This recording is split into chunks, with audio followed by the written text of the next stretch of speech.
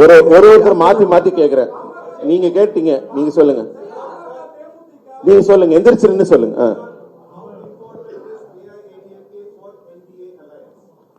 How देखिए, AIADMK का NDA में आना एनडीए के लिए बहुत उपयोगी है और एआईडीएमके का एनडीए में आना एआईडीएमके के लिए भी बहुत उपयोगी है.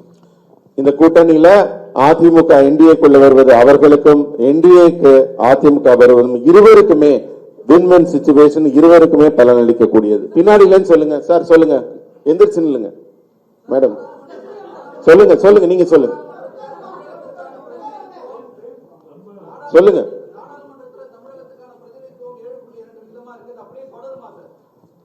நீங்க கூட்டணியில இருந்து வேற ஒரு விடயம் போறீங்க, டீலிமிட்டேஷன் போறீங்க, கூட்டணி பத்தி கொள்கைகள் முடிங்க. அண்ணா, இரண்டு முக்கியமான தலைவர்கள் இருக்கிறாங்க, உள்துறை அமைச்சர் இருக்கிறாங்க, எதிர்கட்சி தலைவர் ஐயா இருக்கிறாங்க. தயவு செஞ்சு கேள்வி கேட்கறவங்க எந்திரிச்சு நின்று கை தூக்குங்க. ஏன்னா எல்லாரும் மரியாதை கொடுத்து உங்களுக்கு ஒரு வந்திருக்கிறாங்க.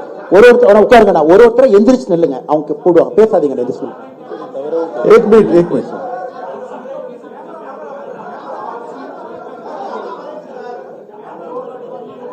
सीटों की संख्या और सरकार बनाने के बाद मिनिस्ट्री का बंटवारा दोनों यूनिट्स हमारे साथियों के साथ बैठकर बाद में तय करेंगे.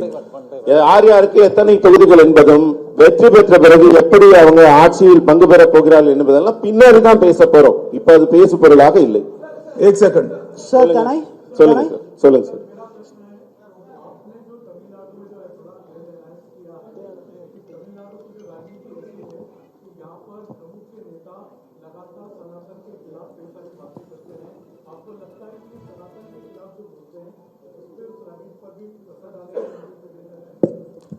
देखिए, अच्छा किया आपने सवाल पूछ लिया. तमिलनाडु के अंदर डीएमके पार्टी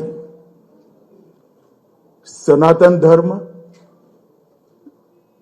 3 लैंग्वेज पॉलिसी और कई ऐसे मुद्दे उठा रही है. उसका एकमात्र उद्देश्य मूल मुद्दों से ध्यान हटाना है.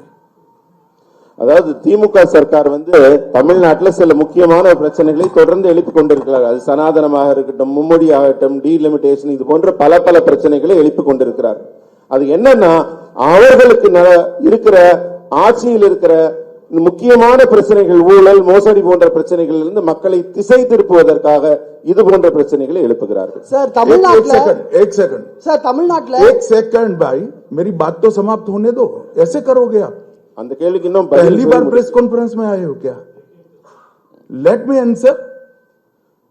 तमिलनाडु का चुनाव आने वाले दिनों में डीएमके सरकार के घनघोर करप्शन, लॉ एंड ऑर्डर का इश्यू, दलितों पर अत्याचार और महिलाओं पर अत्याचार के आधार पर तमिलनाडु की जनता वोट करने जा रही है.